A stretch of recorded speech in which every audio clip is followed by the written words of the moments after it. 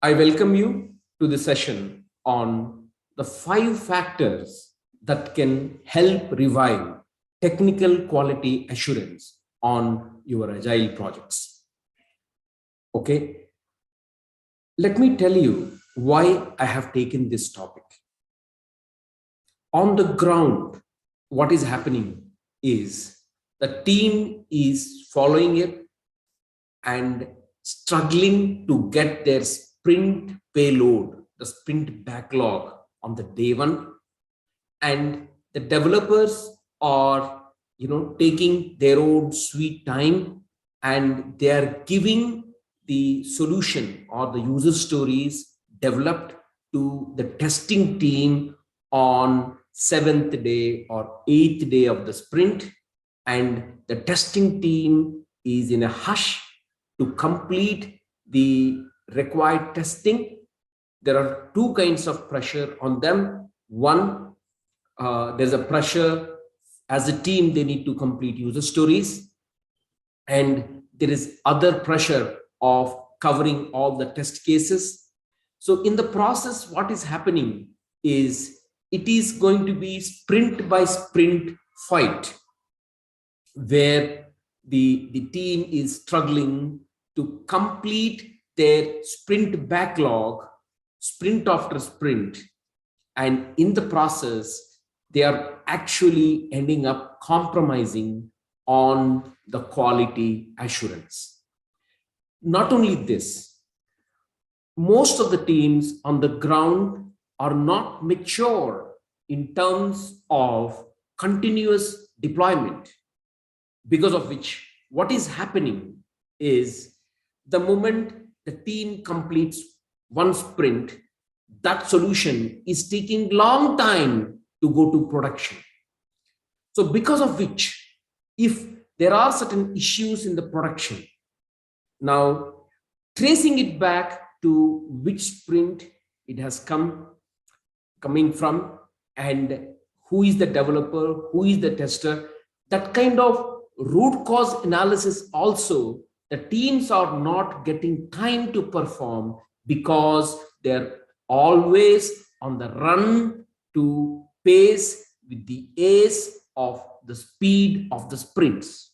So in nutshell, on the ground reality is the teams are running in hush to finalize their sprint backlog and to complete the sprint backlog, where very little time is given to quality assurance team, which is the testing team, and somehow they're able to manage their sprints.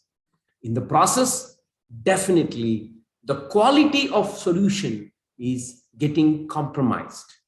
The end customers are finding more bugs, and they are happy because they are getting periodic increments. But if that is not of good quality, they really are getting concerned to the extent that our feedback the team is not taking, the testing quality is not proper, and because of which we are not getting quality solution or software is what they're claiming or they're complaining. On this backdrop, this session is very important. It gains very significant importance because we need to look at the fundamentals. I'm repeating, we need to look at the fundamentals where we are missing in the sprint execution so that we can build quality assurance right at the beginning into our agile execution methodology. My friends, there are many factors because of which agile is failing. One of the factors is quality is not getting built into the sprint-wise applications that we develop.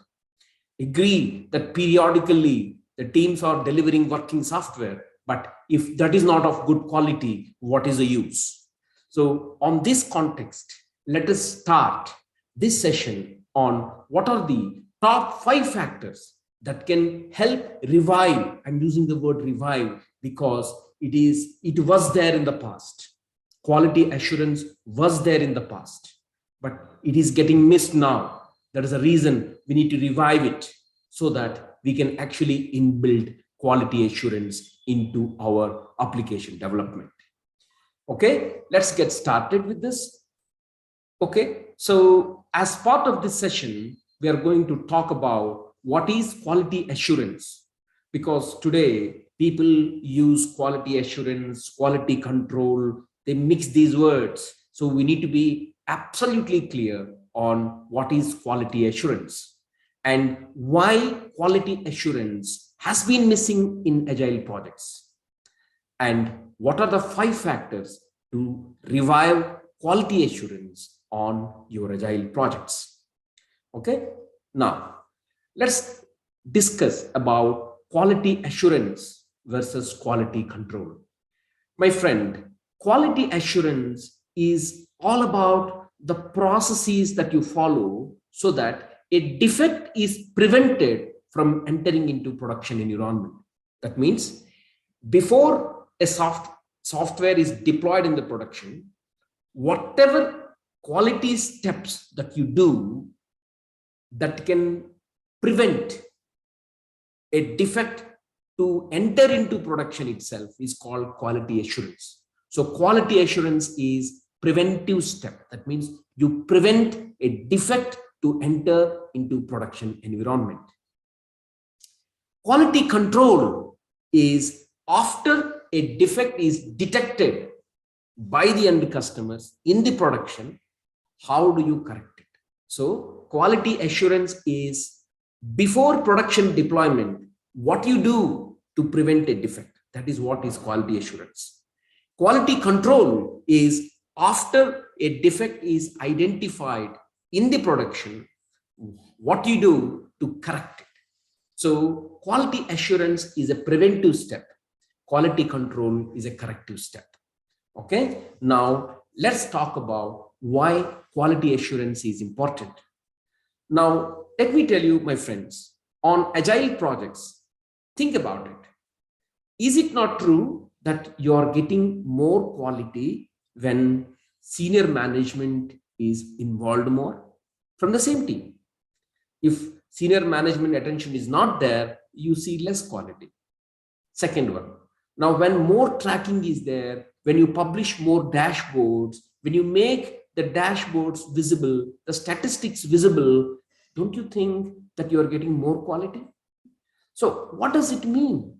It means that when the spotlight, the torchlight is on the team, then the team is working to their fullest potential. Now, is it on par with agile principles? No, because agile trusts team members more. So in the process, they have flexied. That means they have made many processes lightweight or flexible so that the belief on the team is more, right? But my question is team standing up to the trust? Think about it. When senior management attention is there, more quality is coming. When more control is there, when more monitoring is there, when more publishing of dashboards about progress is there, where quality is coming. What it means, is it not true on the ground? The second thing is go to grooming sessions, product backlog grooming sessions. Do you think all your team members are equally participating? Think about it. Is it not true that only few subject matter experts engage with the product owner? Is it not true that other members are silent and somehow spend time in grooming session? Is it the purpose of grooming session? Think about it. When a user story requirement is being discussed in a grooming session, do you think that if people are not engaging, conversing, discussing, using the opportunity to learn the requirement, if they are not utilizing that exercise, all the team members, then how come you expect understanding of user story is spread across the technical team?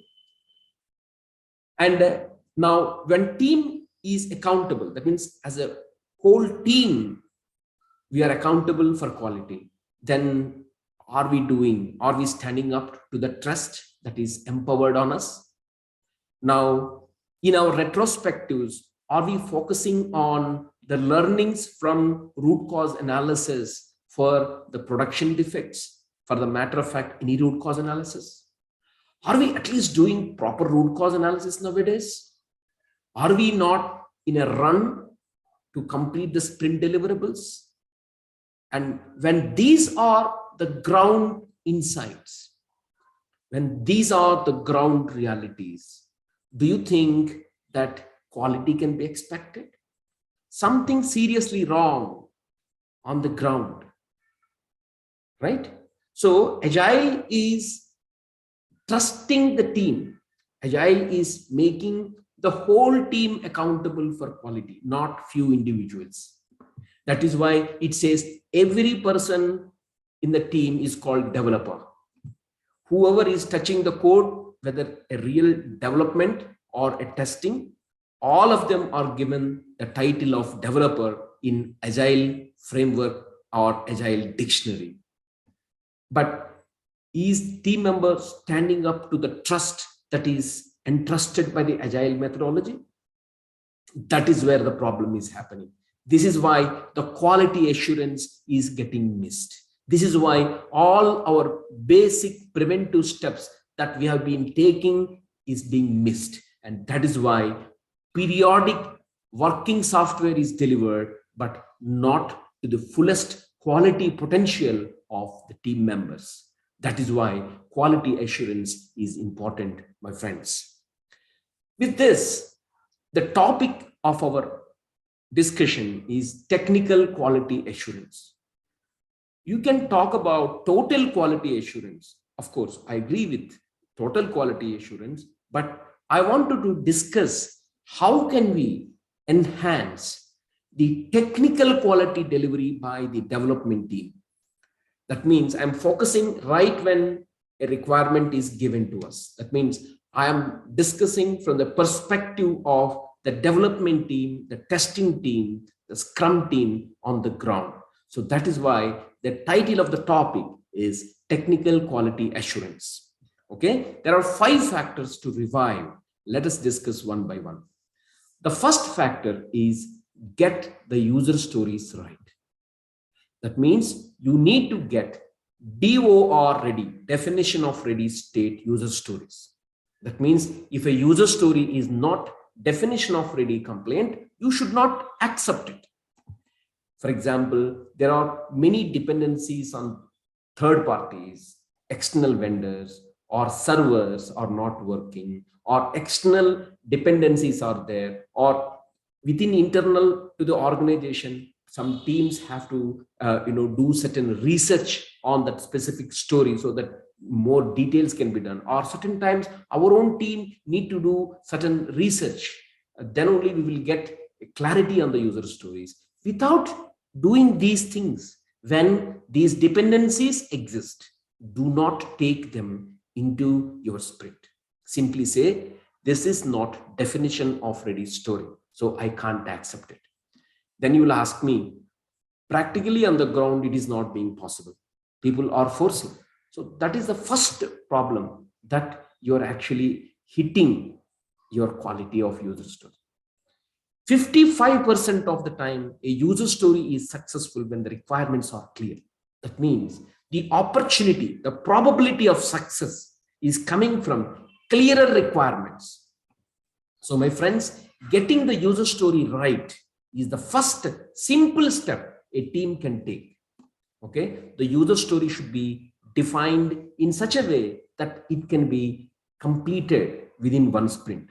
See, I come across certain situations wherein plan itself, they plan development in this sprint and testing next sprint. That is not acceptable. If you get into the details, 90% of the times, a story is spanning across 2 sprints, at least from the planning perspective, because somebody is not doing the right job. The grooming is not happening properly.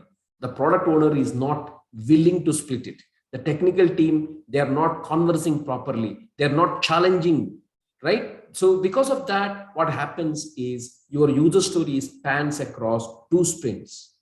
95% of my experience is user story can be defined in such a way that it can be completed within a sprint. Point number one.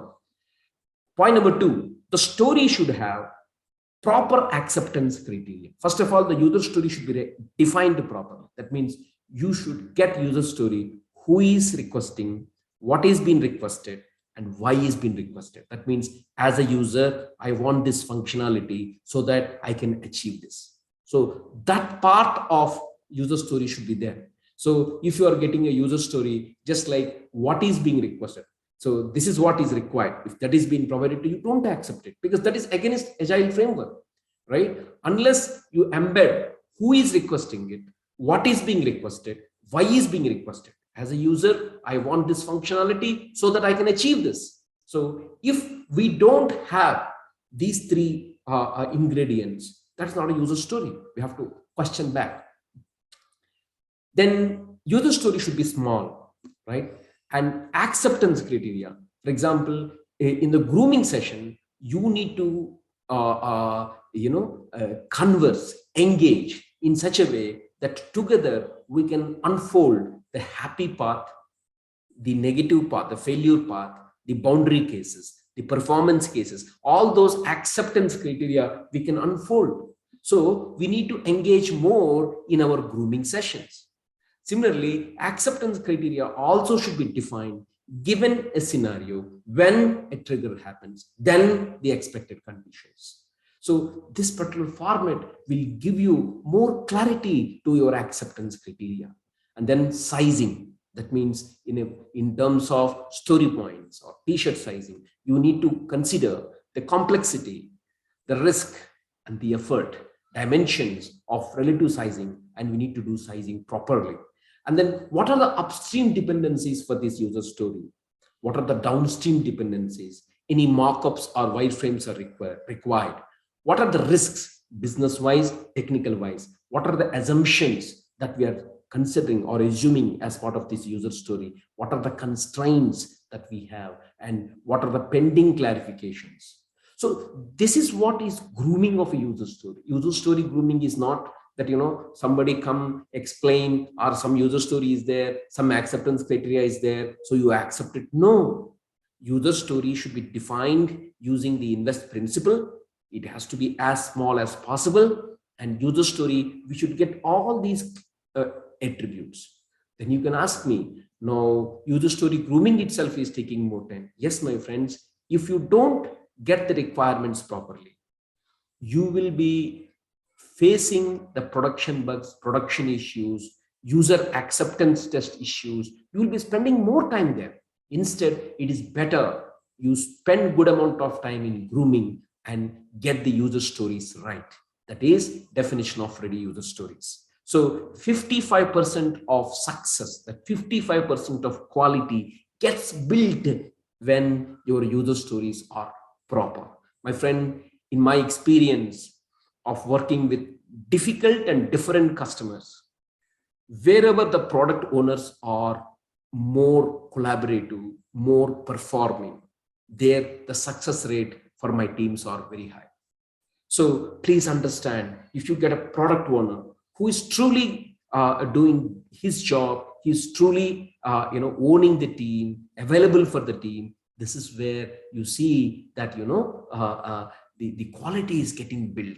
The quality is understood, absorbed, felt by the end users. So requirement clarity, that means definition of ready user stories, are the first key to inbuild the quality into your user stories. As a team, if it is not definition of ready, please reject and accept only definition of ready user stories into your sprint. Okay. The second factor is analysis, design, and standards. My friend, the first thing is every team should have certain lightweight standards. In the name of agile, in the name of believing teams, right? What used to be the best practices of yesteryears, we are compromising. If you go and ask any team today and ask, can you show me the development standards, testing standards, development templates? People are not showing nowadays. Why? Nobody's asking. Earlier, they used to ask, they used to show. Now, no, speed is the key. Are we delivering on time or not? What is the use if you keep on delivering a faulty solution, a solution that is not meeting customer expectation? What is quality? Quality is all about meeting customer expectations. That is what is quality. And if you are delivering a software that is not meeting customer expectations, then what is the use? So you need to have certain standards, lightweight standards, certain templates, both for development as well as testing. Number one. Number two, once the user story is assigned to us in a sprint planning day, you have to do analysis of it. You have to analyze it. But my question is, how many people are doing analysis? For example, if a user story is assigned to a developer and a tester, let's say, are they together meeting on the sprint planning day or the next day, whenever they're picking up the user story? Are they talking to each other? Ask yourself. Is the developer and tester and a reviewer, are they talking to each other on the user story? Are they analyzing it? Is the analysis is clear both to developer, tester, and reviewer? Mostly not. It is that developers go develop it and they show it for the review.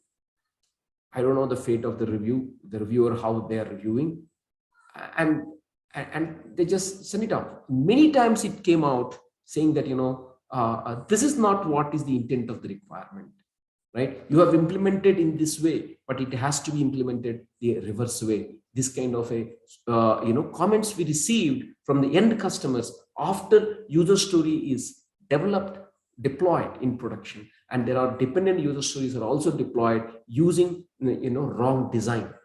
So please make out time to discuss, converse, engage between the developers, the reviewers, and the testers. Everybody should be clear about what is expected, what is the acceptance criteria, what is the happy path, alternate paths, failure paths, boundary paths, performance criteria, non-functional requirements, right? So all aspects, people should be on the same page.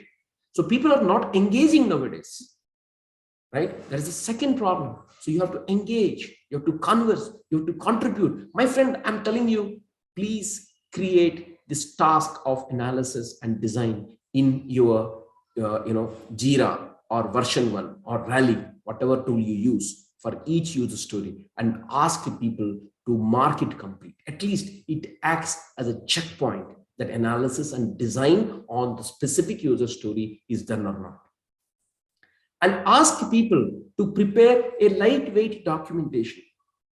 If people say, no, yeah, documentation is too heavy, if you think like that, then at least make a comment, write a comment in Jira or a version 1 stating that this kind of discussion has happened. This is the approach we are taking. Just a comment of 6 lines, 10 lines. Any diagram you wanted to upload it. But there needs to be a common agreement on the analysis and design. It's important. It's not happening most of the scenarios, right? So we have to make it happen. It's a very simple thing, but we have to re-establish this process. Okay, ensure that every member contributes to the discussion, because my friends, I'm telling you, everybody says domain. Do you know the domain or not? You know what? If you attend for a domain training, you will get only overall view. But real learning is when you discuss, debate various scenarios relating to the user story. That is the real learning on the domain. That is the real learning on the technology. So you both get both domain related and technology related understanding when you contribute to the analysis and design discussions. It can be lightweight. Okay, and in some scenarios you may arrive saying that, friends, I can't take up this story now. I probably need to use spikes or research stories or tracer bullets. just to make sure that I do research and take up the real story later. That's a good thing. What is the point of assuming something, developing something, and then not meeting the end user requirements? It is better you do certain spike research on top of that and take it forward, right? So make sure that your both developers and testers adhere to the set standards and templates. Okay. The third one is test case authoring and execution. See, friends, I'm not intentionally touching the development because I'm talking the concept of quality assurance. Okay. So quality assurance is the checks that you do before you implement the solution in production. So test case authoring and execution. This is one of the best ways to check whether the developed code is working fine or not. First of all, I want to ask whether our QA or test engineers or test members, do they have proper domain understanding? Think about it, right? Do we invest in their domain knowledge? See, QA members, that is test members, they should be the representative of the end customers. They should be able to look the software from how the end user looks at it, so that they can identify more bugs in it. My first question is, are we investing on the domain understanding of our test members? The second thing is whether our QA members are going through user stories and related information. For example, if there is a reference to a specific API in a user story, let's say, or any documentation, are the test members taking it as a step to go through those documents completely, and so that they can have a comprehensive view about the user story expectations? Mostly no. They somehow maintain a good relation with developers. They go and talk towards the end of user story development, and they create some test cases in a hush. They test it. Then what is the use? It is like only for name's sake you are doing. You're not adding any value. So domain understanding, user story understanding of the test members are very, very critical. And then authoring of test cases, covering happy path, failure paths, alternate paths, the edge cases, that is the boundary path, and non-functional aspects like performance, scalability, those aspects, performance and scalability, those aspects we need to make sure that we cover those cases. And right, so many scenarios, my friend, I'm telling you, test members are taking the shortcuts. What they do is, I am preparing a test case document covering 6 stories, and now one user story they will show 3 or 2 test cases. Now they show us a test case document where the traceability between user story and the test cases is hard to find. So it is difficult to prove a point to them that test cases are not adequate. But in inner self, they know that more test cases can be written. For example, for each user story, are we identifying one test case minimum for one acceptance criteria? Many scenarios, the product owners come forward and say, look, the test cases are not adequate. Okay, they simply copy the acceptance criteria and put the test cases. It is not like that. Testing is a great profession, right? You represent the end customers to the development team. You need to crack the software by any means. Getting sign off from the testing member should be difficult, right? If you sign off, that means anybody and everybody in the earth cannot identify any further mistakes. That kind of testing you need to do. And if you do that, you are adding value to the team, to the software, to the organization, and to the profession. So test case authoring, proper test case authoring is the key. Okay. And then while executing, are we in control of metrics like how many test cases we have planned, how many passed, how many failed, how many bugs got raised, how many open bugs, how many fixed bugs? So my point is, if you go and ask the QA members, how is the test going on? Yeah, the test coverage is 60%, and another 40% I take 3 days to complete. Such kind of language, are we getting it on the ground? You think about it. If you are getting, you have the quality assurance on your field. If you're not getting, that means there's a problem. So I am talking the very basics, but these basics need to be implanted on the ground. Okay. The fourth one is reviews. Now I'm questioning whether the reviews are happening properly. That means the peer reviews. Yeah. So the peer reviews are happening, or the next level reviews are happening properly or not. Whether the reviews can be on the development side, that is means a developer has developed the code, he has done the coding unit testing, he submits for the review, whether the reviewer is catching all the observations or not. Similarly, the QA member, that is a test member, writes the test cases, test scenarios, he submits to the reviewer whether proper reviews are happening. See, today the reviewers, they are not contributing significantly in most of the scenarios in catching the bugs. Why? Because accountability is not there on the reviewers. Right? It is easy to escape. So that's why the reviewers are actually doing most of the times less quality work, and because of which the bugs are being identified in the production. Right? Now, let us assume that reviewers are doing proper reviews and they come back with list of, let's say, 20 observations. Now, are we doing a causal analysis of the reviews? And are we identifying the 20% of the causes that impacts 80% of issues?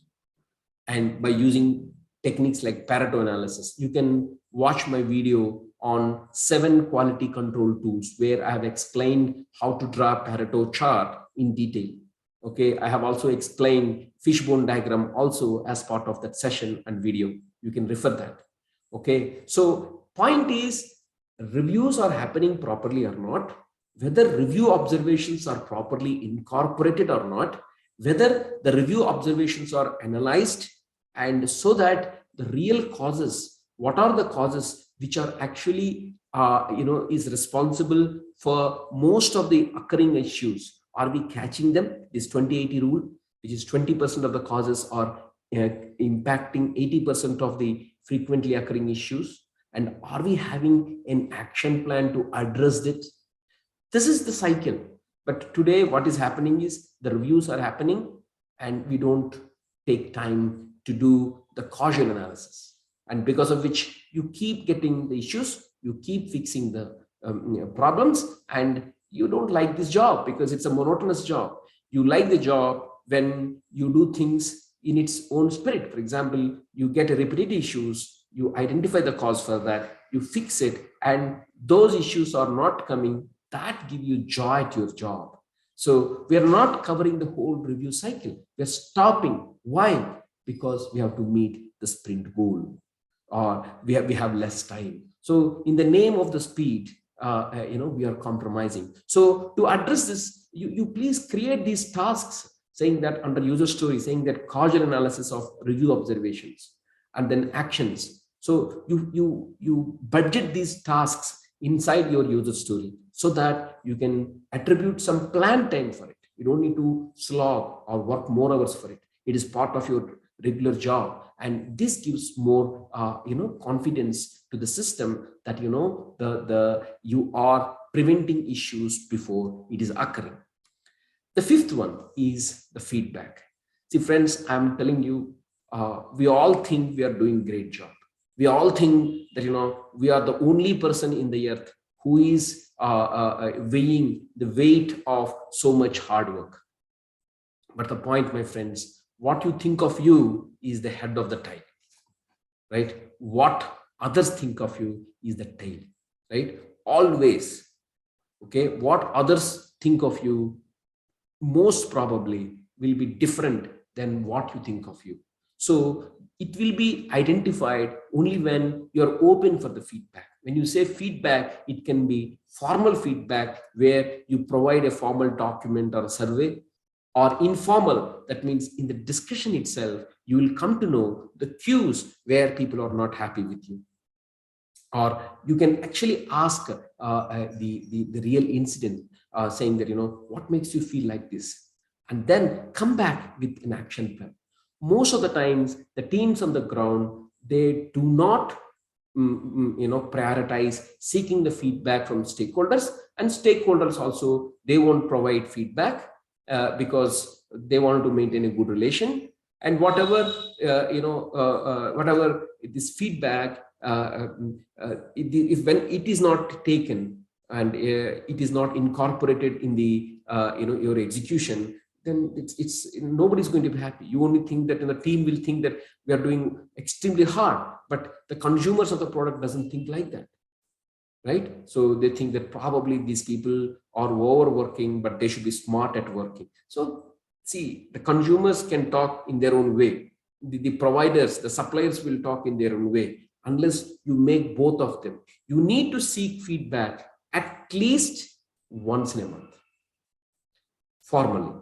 Informally, you need to talk, you need to engage with critical people, and you need to talk to them, and you need to get the cues saying that, this is what they're feeling, and you have to convert that into an action plan and close the actions. So this is the fifth attribute that can help improve the technical quality assurance. So most of the scenarios, the technical teams are not giving enough focus in terms of seeking feedback on their work, and because of which we are missing the opportunity to improvise our own software early in the cycle. And at the end, if you seek the feedback, that you can't do anything there at that point in time. So you need to keep seeking the feedback at frequent intervals. Okay, so what are the 5 factors that we discussed to revive the technical quality assurance on agile projects? First, get the right user stories, which are definition of ready. Second, engage, converse, contribute in analysis and design, having standards and templates. So there should be early discussion for each user story in terms of analysis and design. And if you think that at epic level, you need to have more analysis, create certain research stories or spikes to make sure that analysis and design is properly addressed.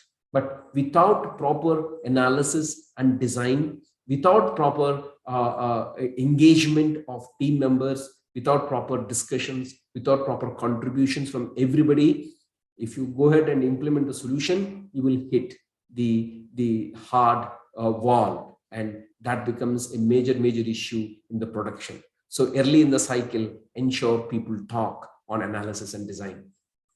Third one, test case authoring, covering all the cases is important. Okay, what is the happy path, what is the boundary path, failure paths, alternate paths?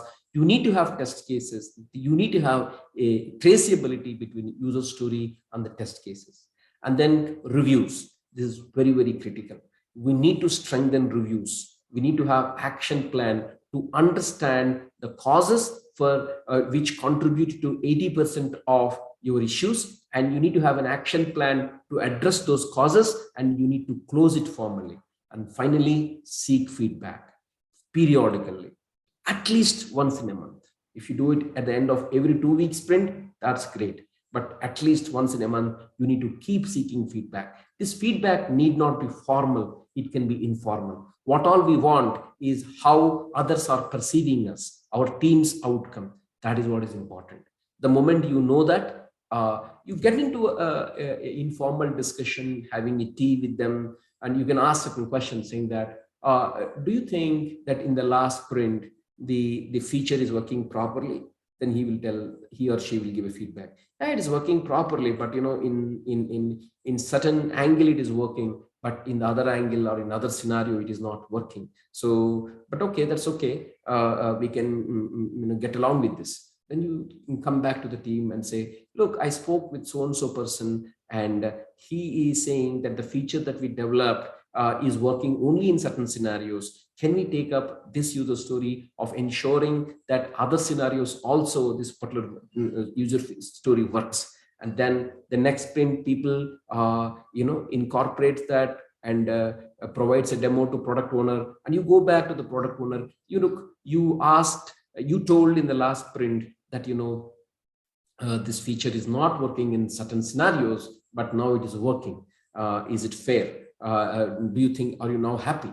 Then he'll say, yes. See, there are two reasons why people are happy. One, the feature is working in all scenarios. Second, they feel happy because they have been consulted. Everybody wants to contribute. Everybody wants to contribute for a good story, for a good outcome.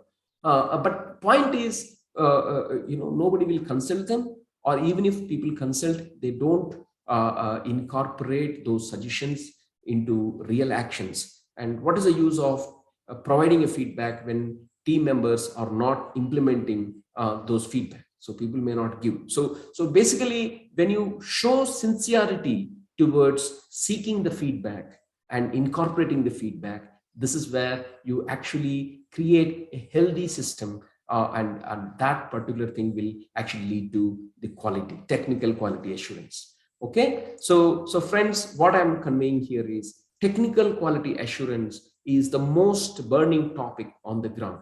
Okay, so we are saying we're working hard, we're delivering, all those things are fine, but you know what, at the end of the day, you need to meet quality expectations. What is quality? Quality is nothing but meeting customer expectation. That's what is quality, right? So if you are a middle class consumer, a Maruti car of budget 5 lakhs may be sufficient. But if you are a consumer of 50 lakhs, probably you may want a BMW car. So depending on your expectations and budget, we need to meet your expectations, and this is what gives birth for the quality. So quality is all about meeting customer expectations. And I personally feel in the hush and rush of meeting sprint deliverables, the team is getting less time, especially the testing team is getting less time to test in the final days of the sprint, and it is keep on repeating, and it is ending up in delivering a software periodically but not meeting expectations. So because of which, what happens is your regression, the stabilize phase or integration phase is taking long time. So net what is happening is two scenarios: either you take more time to fix those bugs before you enter into production. If that is so, then your consumers will complain saying that the project is taking more time. Or the second scenario is the issues are entered into the production, and the end customers are not happy. They report the bugs, and you're working to resolve those bugs as a quality control measures. So this both are not a good scenarios. So in my view, technical quality assurance is something that we need to focus upon. These are all simple steps. I'm not advising any great step here. These are all simple steps, but we need a purist. We need a pure guardian of the team who ensures that these observations are taken into consideration. Team understands the importance of these 5 features, 5 factors that I have discussed, and as a team we adopt and we learn, so that we can improvise technical quality assurance sprint after sprint. This way we not only meet the sprint goals but also the expectations of customers. Okay, with this I come to the end of this session, and I thank your time in attending this session, and I look forward to adding more value add sessions in future. Thank you.